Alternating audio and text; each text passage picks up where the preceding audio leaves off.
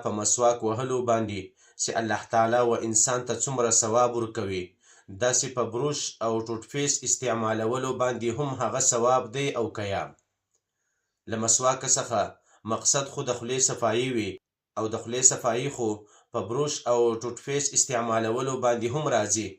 آیا دغه بروش او ټوټفیس استعمالول قائم مقامه د مسواک کېدلی سي او که یا؟ د دې مسئلې جواب دا دی چې بروش او ټوټفیس استعمالول قائم مقام د مسواک کېدلی سي، د هغه پر ځای باندې قائم مقام جوړېدلی سي، لیکن کم ثواب چې الله تعالی و انسان ته په مسواک وهلو باندې ورکوي، هغه ثواب په بروش استعمالولو باندې نه ورکوي.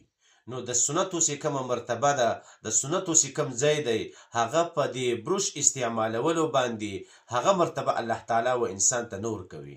نو لہذا بروش او ټوټفیس استعمالول قائم مقامه د مسواک کېدلی سي، لیکن کم ثواب چې پر مسواک وهلو باندې مرتب دی، هغه ثواب په بروش او ټوټفیس استعمالولو کې نسته.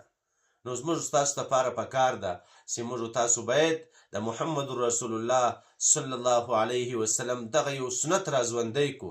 مسواک وهل یو داسې مسنون عمل دی چې د الله رسول به په هر حال کې مسواک وهي. د مسواک وهلو یوه ګټه دا ده چې کم کس مسواک همیشه وهي، الله تعالی د هغه کس آخره خاتمه په ایمان باندې کوي. د مرګ په وخت کې هغه ته کلمه شهادت ور یادیږي.